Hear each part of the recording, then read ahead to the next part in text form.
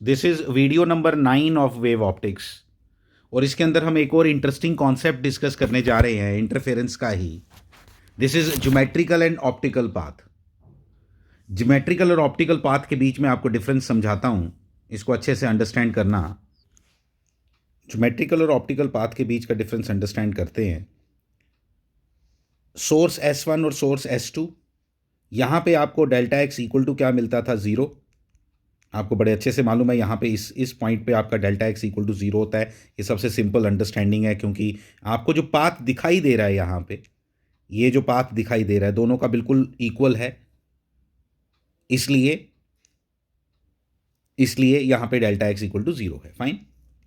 अब लेकिन मैंने क्या किया, गड़बड़ कर दी एक। यहाँ पे ले लिया air with mu equal to 1, और यहाँ पे कोई और मीडियम ले लिया। यहां पे कोई और मीडियम लिया जिसका म्यू है म्यू। समझ आई बात? यहां पे कोई और मीडियम ले लिया, मतलब नीचे वाले पोर्शन में मीडियम कोई और है, ऊपर वाले पोर्शन में मीडियम कोई और है। मीडियम चेंज होने से होगा क्या? मीडियम चेंज होने से सबसे पहला डिफरेंस जो आएगा, अंडरस्टैंडिंग डेवलप करना प्लीज। सबसे पहला डिफरेंस जो आएगा, यहां पे जो वेव है वो शुरुआत तो ऐसी हुई, यहां पे भी हुई। ये वाली वेव तेज चल जाएगी, एयर में है, 3 × 10⁸ मीटर पर सेकेंड की स्पीड से चलेगी। ये वाली जो है ये कम स्पीड से चलेगी। कितनी स्पीड से चलेगी? द स्पीड विल बी क्या? c/μ। कितनी? c/μ। c is the speed in the air, तो यहां पे स्पीड कितनी होगी? म्यू होगी। ये बात आपने यहां पे अंडरस्टैंड की। अगर स्पीड डिफरेंट होगी तो इसका मतलब यह हुआ कि जो वेव यहां से यहां तक पहुंच रही है और यहां पे आके जो डिस्प्लेसमेंट क्रिएट कर रही है, ये वाली वेव तो लेट क्रिएट करेगी। इसका मतलब दिखाई तो दे रहा है कि दोनों वेव्स ने सेम चलना है और सेम लेंथ ट्रेवल करनी है, लेकिन इसकी यहां पे मुश्किलें ज्यादा हैं चलने में, जहां पे मीडियम क्या है? म्यू। इसलिए इस पाथ को हम क्या कहते हैं? Optical path. मतलब ज्योमेट्रिकल हो गया वो जो तुम्हें दिखाई दे रहा है, दिखाई तो दे रहा है कि दोनों वेव्स ने यार सेम ट्रेवल करना है, दोनों वेव्स ने बिल्कुल सेम ट्रेवल करना है, लेकिन वेलोसिटी तो दोनों जगह डिफरेंट है या नहीं है? मीडियम चेंज होने से क्या क्या इलेक्ट्रोमैग्नेटिक वेव्स या लाइट की स्पीड चेंज होती है कि नहीं होती? बिल्कुल होती है। अगर होती है तो इसका मतलब यह हुआ कि जो ये वाली वेव है, इसको यहां तक पहुंचने में जितनी लेंथ इसने ट्रेवल की, इसने उतनी लेंथ ट्रेवल करने के लिए इसको टाइम ज्यादा लगेगा, या इन द गिवन टाइम ये कम ट्रेवल करेगी। तो ये बात हमने जो, लेकिन अब हमारा जो कॉन्सेप्ट है वो थोड़ा चेंज हुआ, क्योंकि हमने तो उसी के अकॉर्डिंग लिखा था, सब एयर के अकॉर्डिंग अभी तक, और पाथ डिफरेंस और फेज डिफरेंस की कहानी भी उसी के हिसाब से लिखी थी सारी। तो ऑप्टिकल पाथ का अगर अंडरस्टैंडिंग डेवलप करनी होगी तो एक सिंपल बात आप लोगों ने समझ लेनी है कि जो इसको पाथ डेवलप करना, इसको पाथ चलना पड़ेगा। मान लो ये लेंथ L थी, ये भी लेंथ L है, लेकिन इसको हम बोलेंगे ये म्यू L चलना पड़ेगा, म्यू टाइम्स ज्यादा चलना पड़ेगा। ऐसे आपने इसको अंडरस्टैंड करना है, ठीक है? क्या कि इसकी ज्योमेट्रिकल लेंथ कितनी है?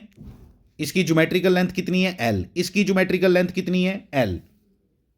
लेकिन यहां पे ये मीडियम चेंज होने की वजह से इसकी ऑप्टिकल लेंथ कितनी है? L। इसकी ऑप्टिकल लेंथ कितनी है? Mu L। This is the understanding we develop today, कि भाई इस तरह से स्टारी चेंज हो जाएगी। और अब आप समझो, अगर इसने L चला, इसने म्यू L चला, तो क्या यहां पे ये 0 आएगा? This will be not equal to 0। This will be not equal to 0। पहली बात तो आपने ये आज सीखी इसमें कि भाई देखो, मीडियम अगर ऊपर नीचे का डिफरेंट कर दे हम समहाउ, ऊपर नीचे का मतलब सोर्स 1 के लिए अलग मीडियम और सोर्स 2 के लिए अलग मीडियम, तो जो पाथ डिफरेंस जिसको हम सेंट्रल मैक्सिमा बोल रहे थे, जहां पे हम बोल रहे थे सेंट्रल पॉइंट है, वहां पे तो दोनों वेव्स ने सेम चलना है, यानी कि दोनों की पाथ लेंथ सेम थी। पाथ लेंथ अगर सेम थी तो इसका मतलब वहां पे उन दोनों का डिफरेंस क्या आना था? 0। पाथ डिफरेंस कितना आना था? 0। लेकिन यहां पे पाथ डिफरेंस 0 नहीं आएगा, यहां पे पाथ डिफरेंस 0 नहीं आएगा, यहां पे फेज डिफरेंस 0 नहीं आएगा, यहां पे फेज डिफरेंस 0 नहीं होगा। इस बात को आपने अच्छे से अंडरस्टैंड करके रखना है, इसको और अच्छे से समझ लो। दोनों वेव्स यहाँ से मान लो ऐसे चली थी, बिल्कुल सेम यहाँ जो वेव बनी थी वही वेव ने यहाँ पे आगे चलना है। कितनी लेंथ ट्रेवल करनी थी? एल। इसने भी लेंथ ट्रेवल करनी थी एल, लेकिन इसकी यहाँ पे मीडियम में स्पीड कम है। इसलिए समझने वाली बात है, अगर दोनों की स्पीड इक्वल होती तो मस्त दोनों ने यहाँ पे इक्वल टाइम पे पहुँचना था, ऐसे करके। इस सेंट्रल की बात कर रहा हूँ, ऐसे पहुँचना था, कंस्ट्रक्टिव इंटरफेरेंस होना था, क्योंकि फेस डिफरेंस, पाथ डिफरेंस सब जीरो था। लेकिन अब क्या हुआ? अब इसकी चलने की स्पीड, ये वाली वेव फॉर्म जो है, इसके चलने की स्पीड ज्यादा है, इसके चलने की स्पीड कम है। तो इसका मतलब ये दोनों इस कंडीशन में तो नहीं पहुंचेंगे ना। कैसे पहुंचेंगे बात डिफरेंट है, बट इस कंडीशन में तो नहीं ना पहुंचेंगे। इस कंडीशन में नहीं पहुंचेंगे, इसका मतलब यहां पे फेज डिफरेंस क्रिएट हो जाएगा। तो आपको एक सिंपल बात बता रहा हूं कि आपको ज्यादा टेंशन लेने की जरूरत नहीं है। आप सिर्फ ये याद भी रख सकते हो कि इसको अगर एल चलना है तो आप समझ लो कि इसको म्यू एल चलना है, इसको ऐसा समझ लो। और मीडियम शीडियम की कहानी छोड़ दो, आप पाथ पे ले आओ सब कुछ। आप मीडियम का समस्या छोड़ दो, आप फिर से बोलो कि पाथ डिफरेंस कितना क्रिएट हो गया यहाँ पे ये जीरो नहीं है, लेकिन है कितना? ये ले, है कितना? है कितना कौन सी बड़ी बात है? Mu L minus L equal to कितना? पाथ डिफरेंस कितना आया? Mu minus one into L. Mu minus one into L, यहां पे पाथ डिफरेंस आ गया। अब इसको प्रैक्टिकली हम समझते हैं कि यार कैसे क्वेश्चन कैसे पूछेगा हमें इसके ऊपर, उसके ऊपर जरा बात करते हैं।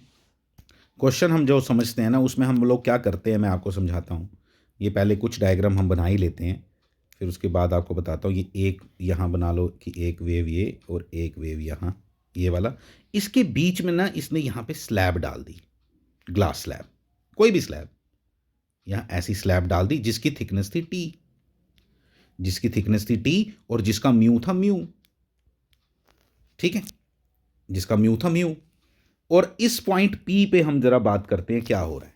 ठीक है, आप इस पॉइंट पी पे जो जहां पे पहले क्या बनता था, यहां पे डेल्टा एक्स इक्वल टू क्या जीरो होता था? डेल्टा एक्स इक्वल टू क्या होता था? जीरो। मैंने सीधा लिख दिया भैया अब जीरो नहीं होगा। अभी मैंने आपको ये सारी बात समझाई, बाकी सारा एयर में है सब कुछ, लेकिन बस इतना सा पोर्शन जो है ना, ये एयर में नहीं है। ठीक है, एयर में नहीं है, तो अब इसको एनालाइज कैसे करें? और मुझे उसने पूछ लिया कि बताओ यार यहाँ पे है कितना सेंट्रल पॉइंट, तो मुझे समझ आ गया delta X not equal to zero है, बट मुझे एग्जैक्टली समझाओ, कि यहाँ पे आएगा कितना पाथ डिफरेंस, कहाँ पे? एट पॉइंट पी, जहाँ पे नॉर्मली यूजुअली क्या बनता था? सेंट्रल मैक्सिमा बनता था। वहां पे अब सेंट्रल मैक्सिमा नहीं बनेगा, वहां पे कुछ और बनेगा, वट एवर इट में भी, वो हमें उसके ऊपर बात करने की जरूरत नहीं है, बनेगा कुछ और। बट अल्टीमेटली यहां पे पाथ डिफरेंस आएगा कितना? इस टी थिकनेस की स्लैब को जब मैंने इसके बीच में ऐसे S1 के सामने रख दिया तो क्या होगा, इसके बारे में जरा हमें बात करके बताओ। तो हमने बात की, आओ देखें हमने क्या बात की। हमने क्या किया, मैं आपको एक समझाता हूँ इसको सिंपल तरीके से, आप ज़रा समझने की कोशिश करना। ये ऐसा डिवाइड कर लेते हैं इस पाथ को हम तीन पार्ट्स में इसको डिवाइड कर लेते हैं। ठीक है, ये हो गया आपका L1, ये हो गया T, और ये हो गया L2। इसका भी L1, ये भी L2, ये तो सेम ही है, और ये भी T। मैं बताता हूँ अभी आपको क्या मतलब है इस बात का। ठीक है, आप देखना ज़रा, S1P किसके बराबर है, ध्यान देना प्लीज। और जब मैं ये लिख रहा हूं तो मैं ऑप्टिकल पाथ लिख रहा हूं, अब मैं आपको लिख के बताता हूं, आपको समझ आ जाएगा। S1P पता किसके इक्वल है? L1 plus mu T, yes mu T, mu नहीं, सॉरी टी नहीं, mu T plus L2। S2P किसके बराबर है? L1 plus T plus L2, as simple as that. करो, निकालो डिफरेंस। ज्यादा किसने ट्रेवल किया? S1P ने। ज्यादा लेंथ किसकी है? S1P की। ऑप्टिकल लेंथ, ज्योमेट्रिकल लेंथ तो बिल्कुल सेम है। पंगा किसने डाला? ये जो तुमने स्लैब डाली, स्लैब से पंगा हुआ क्या? उसने स्पीड स्लो कर दी, वहां पे स्पीड स्लो कर दी, तो अब तो कुछ ना कुछ तो होगा चेंज। तो चेंज जो हुआ वो मैंने बता दिया। मतलब वर्चुअली आप कह सकते हो उसको ज्यादा चलना पड़ रहा है, आप ऐसे समझाइए। इसको मैथमेटिकल है, ये सारा मैथमेटिकल है। उसको ज्यादा चलना पड़ा, कितना चलना पड़ा? म्यूटी चलना पड़ा। तो जब तुमने डिफरेंस निकाला S1P minus S2P, the result comes out to be, ये जो डेल्टा एक्स आएगा, जो यहां पे डेल्टा एक्स आएगा, that will come out to be, very important. और ध्यान से सुनना मेरी एक बात को, mu minus one into T, mu minus 1 into T, यहाँ पे डेल्टा एक्स की ये वैल्यू आएगी। ठीक है, अब वो म्यू की वैल्यू पता होगी, टी की वैल्यू पता होगी, तो ही हम बता पाएंगे डेल्टा एक्स कितना आएगा, क्या इंटेंसिटी आएगी, सब कुछ कैलकुलेट किया जा सकता है। अब जस्ट सोचो, जिसने अभी तक सारी वीडियोस ध्यान से देखी हैं और सारा इसको अंडरस्टैंड किया है, और कोई पूछे ना यहाँ पे कि अल्टीमेटली अगर ये सेंट्रल मैक्सिमा नहीं बनेगा तो फिर ये बनेगा क्या, बनेगा क्या भाई, वो तो सब डिपेंड करेगा म्यू के ऊपर और थिकनेस के ऊपर। और कोई आपको एग्जैक्ट इंटेंसिटी पूछ भी लेना, आप कैलकुलेट भी कर सकते हो, बिल्कुल कैलकुलेट कर सकते हो। मैं आपको बताता हूं कैसे। म्यू की वैल्यू अगर आपको दे दूं, टी की वैल्यू अगर आपको दे दूं, आपको डेल्टा एक्स मिल जाएगा। क्या आपको डेल्टा एक्स को कन्वर्ट करना आता है डेल्टा फाई में? बिल्कुल आता है, बिल्कुल आता है। फेस डिफरेंस में कन्वर्ट करना आपको सिखाया मैंने कि 2 pi is equal to lambda होता है, वहां से आप कैलकुलेट करके बता सकते हो। फेस डिफरेंस और पाथ डिफरेंस का आपको रिलेशन बिल्कुल क्लियरली आता है, वहां से आप कैलकुलेट करके बता सकते हो कि फाई किसके बराबर आएगा। फिर फाई किसके बराबर आएगा उसको डाल दो वहां पे, आई इज इक्वल टू क्या, फाई जब आपको पता चल गया, जब डेल्टा एक्स आपको पता है तो आपको फाई पता चल गया। फाई पता चल गया तो आपको इंटेंसिटी के फॉर्मूले में डालो, I net is equal to 4 I naught cos square 5/2, खत्म। इंटेंसिटी, एग्जैक्ट इंटेंसिटी निकल के आ जाएगी। हाँ, कैलकुलेशन हार्ड हो सकती है लेकिन इंटेंसिटी एग्जैक्ट निकल के आ जाएगी। कैलकुलेटर अगर हाथ में पकड़ाओ, एक एक चीज का रिजल्ट आ जाएगा, एक एक चीज का रिजल्ट आ जाएगा। हाँ, एग्जामिनर अगर आपसे पूछेगा तो वो आपको वैल्यू ऐसी देगा जिसपे आपके कॉस की वैल्यू आपको आराम से निकल जाए। कॉस की वैल्यू ऐसी नहीं देगा कि कॉस आपको 12 डिग्री कितना होता है, ऐसे नहीं पूछेगा। ठीक है, तो फिर वो आपको कॉस की कुछ ऐसा डेटा डिजाइन करके देगा जिससे आपको आ जाएगा। बट अंडरस्टैंडिंग डेवलप करनी है इसके अंदर कि चल क्या रहा है भाई, क्योंकि जब कैलकुलेशन पूछी जाएगी वो नहीं हार्ड पूछेंगे, उनको मालूम है आपके पास कैलकुलेटर नहीं है, आपको कॉस की वही वैल्यूज आती हैं जो आपको 5-6 वैल्यूज याद हैं, तो उसी के हिसाब से वो आपको क्वेश्चन पूछेगा। तो ये इसकी कहानी है। एक और बात इसके ऊपर क्या, कि अब मुझे बताओ कि इसका भाई सेंट्रल मैक्सिमा इसका बनेगा कहाँ, सेंट्रल मैक्सिमा बनेगा कहाँ, मतलब इसका डेल्टा एक्स इक्वल टू 0 होगा कहाँ, इसका डेल्टा एक्स इक्वल टू 0 होगा कहाँ। तो डेल्टा एक्स इक्वल टू 0 होगा कहाँ वो पता लगाना पड़ेगा। डेल्टा एक्स इक्वल टू 0 कहाँ होगा, ऊपर होगा नीचे होगा, ये क्वेश्चन पूछूं मैं आपसे तो बताओ सिर्फ मुझे इतनी बात कि इस पर्टिकुलर क्वेश्चन में जो डेल्टा एक्स की वैल्यू इक्वल टू 0 आने वाली है वो ऊपर आएगी या नीचे आएगी। तो पहली बात तो ये बड़ी सिंपल सी बात है यार, बड़ी कॉमन सेंस की बात है। नॉर्मली S1P जो है वो ज़्यादा है इस किसके कारण, वो स्लैब जो तुमने इंट्रोड्यूस की उसके कारण। तो समहाउ S2P को थोड़ा बढ़ाने की कोशिश करो। तो S2P कब बढ़ेगा, जब ऊपर जाएगा। S2P कब बढ़ेगा, जब ऊपर की तरफ जाएगा, जब ये S2P कुछ ऐसा होगा, और S1P तो अभी भी इसमें से घुस के आना है, ऐसा होगा। ऐसे ज्योमेट्रिकल लेंथ की बात करूं तो S2P ज्यादा है, मैं बता देता हूं आपको, इसको P1 बोल दो आप। जो S2P1 है आपका, वो ज्योमेट्रिकली बड़ा है, लेकिन आपको मालूम है कि ऑप्टिकली जो आपका S1P था वो ज्यादा था, तो उसको हमने थोड़ा रिड्यूस किया और S2P को बढ़ाया, और कहीं ऐसी जगह हमें मिली जहां पे डेल्टा एक्स इक्वल टू 0 आएगा। 100% ये ऊपर ही 0 आएगा। आपको ये बात समझ आनी चाहिए। आपसे एग्जामिनर ये पूछ सकता है कि बताओ ये सारी कंडीशन थी भाई, यहां पे हमने म्यू की स्लैब इंट्रोड्यूस, म्यू की वैल्यू कभी भी लेस देन 1 नहीं होती। एयर की speed of light in air is maximum, उससे ज़्यादा कहीं पे भी नहीं होती। वैक्यूम एयर एक ही बात है। ठीक है, तो अभी जब मैं P1 लिख रहा हूँ तो P1 यहाँ पे एक ऐसा पॉइंट है जहाँ पे डेल्टा एक्स इक्वल टू 0 आएगा। You can call it central maximum, whatever you want to say, जैसे डेल्टा एक्स इक्वल टू 0 और यहाँ पे सेंट्रल मैक्सिमम बनेगा। नेक्स्ट क्वेश्चन आपके लिए फ्रेम कर लिया मैंने। यहाँ पे भी 2 स्लैब्स डाली मैंने, μ1 और μ2 की, और आपसे पूछ रहा हूँ कि इसके यहाँ पे क्या बनेगा। ठीक है, यहाँ पे क्या बनेगा, मतलब यहाँ पे पाथ डिफरेंस कितना आएगा, 0 नहीं आएगा, आपको सामने आप पता है, और मैं लिख रहा हूँ पाथ डिफरेंस, आपको बड़े इजीली समझ आना चाहिए। आप L1 L2 का फंडा लगा के करो, यहाँ पे लिखो L1 L2 सब कुछ करके आपको क्लियरली दिखाई देगा। आप बताओ ज़्यादा कौन है, S1P या S2P? S1P ज़्यादा होगा क्योंकि μ1 ज़्यादा है, मैंने लिखा हुआ है इसलिए S1P, इसलिए S1P माइनस S2P करना है आपने। L1 L2 कैंसिल हो जाएंगे दोनों, लेकिन सिर्फ जो डिफरेंस आएगा that will be because of this μ1T minus μ2T is the answer. खत्म हो गया, इतना सा बात। दूसरा आपको पूछ सकता है कि भाई बताओ इसका जो एक्चुअल सेंट्रल मैक्सिमा है इस बार कहाँ बनेगा। इस बार सेंट्रल मैक्सिमा जो है वो आपको कहाँ दिखाई देगा, वो सेंट्रल मैक्सिमा जो है फिर से ऊपर ही दिखाई देगा, ऊपर ही दिखाई देगा, क्योंकि S1P ऑलरेडी ज़्यादा है, तो नीचे जाओगे तो और बढ़ जाएगा। तो आपको क्या करना है, ऊपर जाके S1P की वैल्यू क्या करनी है, कम करने की कोशिश करनी है, और S2P की वैल्यू बढ़ाने की कोशिश करनी है। इसलिए ऊपर आके आपका डेल्टा एक्स इक्वल टू क्या आएगा, 0 आएगा। ये आपको यहाँ से चीज़ें क्लियर होनी चाहिए। ये आपका नेक्स्ट क्वेश्चन है। इसके अंदर फिर से वही सेम सब कुछ सेटअप है, बिल्कुल सब कुछ सेम जो हम डिस्कस कर चुके हैं। S1 के सामने मैंने एक स्लैब रखी है, जिसका रिफ्रैक्टिव इंडेक्स म्यू है, जिसकी थिकनेस टी है। आपको मालूम है delta x equal to zero वहाँ नहीं आएगा जहाँ नॉर्मली आया करता था। अब delta x equal to zero ऊपर की तरफ आएगा, क्योंकि मैंने स्लैब जो है वो ऊपर रखी है। वो मैंने अभी आपको रीजंस बताए कि कब ऊपर और कब नीचे आपका delta x equal to zero आता है। ये कॉन्सेप्ट हमने समझ लिया है। अब लेकिन वो पर्टिकुलरली मुझे वैल्यू मांग रहा है कि बताओ वाई इक्वल टू क्या होगा, एग्जैक्ट वैल्यू कैलकुलेट करके बताओ कि एग्जैक्ट वाई इक्वल टू क्या होगा जब आपका कितना ऊपर शिफ्ट होगा, कितना ऊपर शिफ्ट होगा इस स्लैब के रखने की वजह से।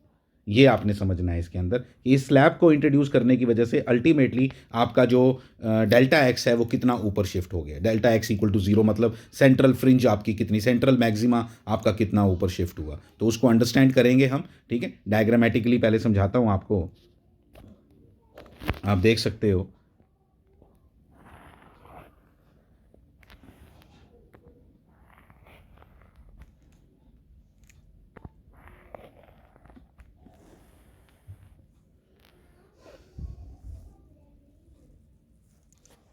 जो ऑप्टिकल लेंथ है ना वो आपको दिखाई देती नहीं है, इसलिए आपको क्या करना पड़ेगा, उसको उस पाथ डिफरेंस को देखने के लिए ना यहाँ पे आपको मैं ये देखो मैंने ये बनाया है, आप इसको समझना। ये मैंने S2 से एक लाइन ड्रॉ की उस प्लेस पे जहाँ पे delta x equal to zero है। इसका क्या मतलब हुआ, इस पोजीशन पे optical length of S1P is equal to the geometrical length of S2P। यहां से मतलब S2 से जो लेंथ आएगी यहां पे ये बराबर आएगी। ये वाली लाइन और ये वाली लाइन बराबर है, ज्योमेट्रिकली नहीं ऑप्टिकली, ज्योमेट्रिकली की नहीं ऑप्टिकली। तो इसलिए यहां पे ये कहानी मैंने इसलिए ये लाइन बनाई। ये लाइन बनाने के बाद मैं आपको ये दिखा सकता हूं कि अब ये जो डिफरेंस आएगा यहां पे, जो पिछली बार भी आपको पहले मैंने बताया था परपेंडिकुलर ड्रॉ करने के बाद, ये जो डिस्टेंस आएगा S2, इसको कोई भी नाम दे दो, इसको कोई भी नाम दे दो, इसको क्या लिख दूं मैं, SA लिख दो, ए लिख दो। और ये जो डिफरेंस आया ना, this is actually the path difference between, सुनना ध्यान से, path optical path difference, optically चाहिए हमें, optical path difference between S1P and S2P which was geometrically actually equal. इसलिए यहां पे ये ड्रॉ करने के बाद मुझे क्या पता चला, यहां देखना मैं क्या लिखूंगा। और ये किसके बराबर आता है ये आपको मालूम है, ये आपको मालूम है डी साइन थीटा के बराबर आता है, ये डी साइन थीटा के बराबर आता है।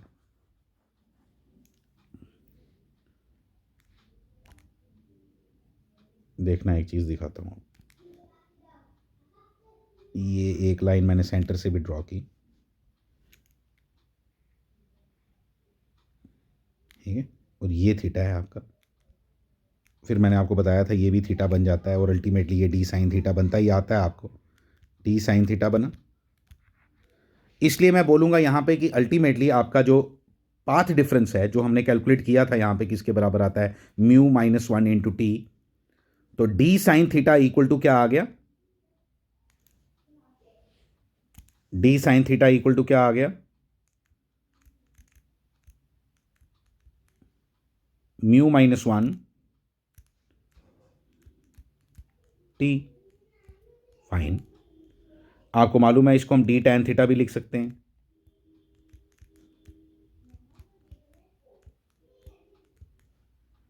इसको मैं डी बाई वाई भी लिख सकता हूं, ये डी है, ये डी है, ठीक है। वाई ये है वो पहले से लिखा है, तो वाई बाई डी हो गया, Y by D equal to mu minus one into T.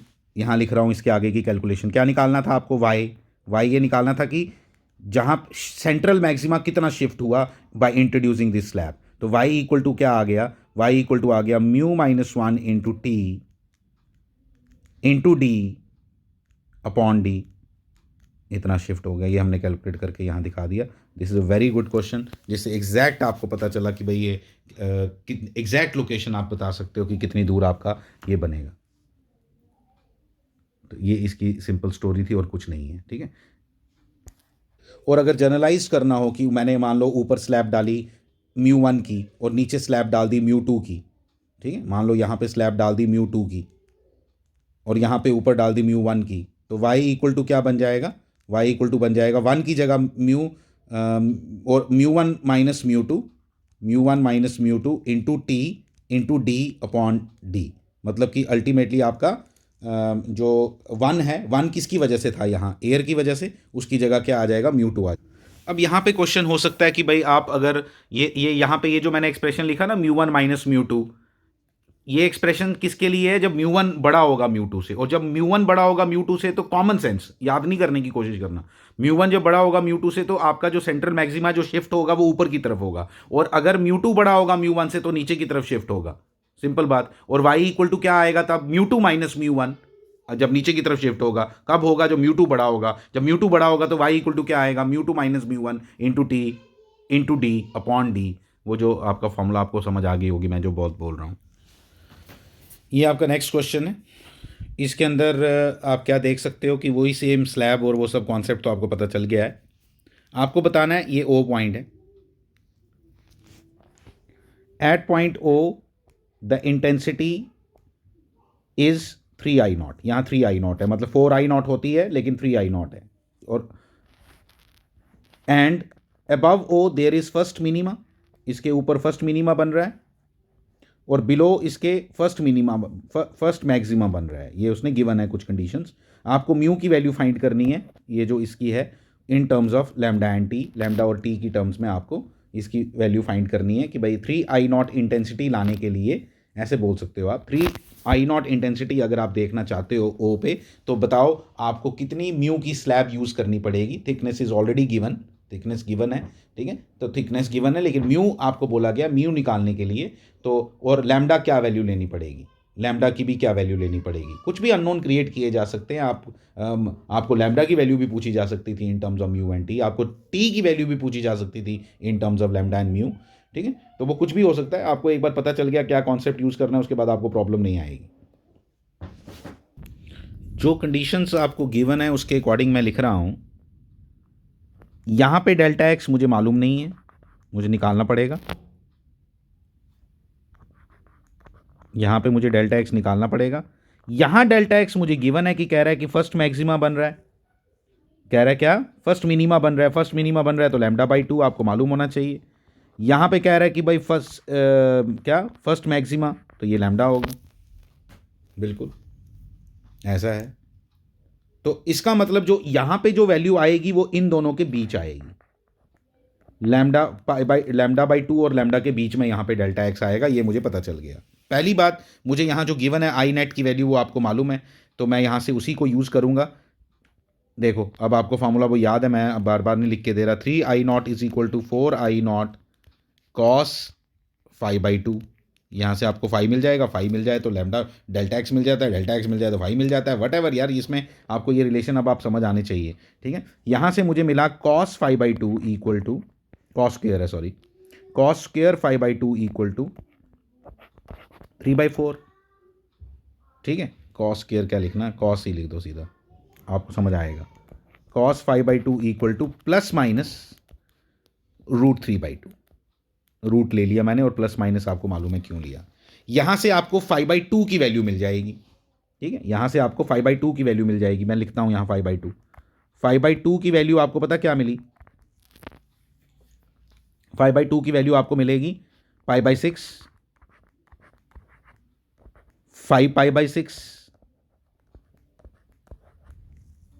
7π/6, 11π/6।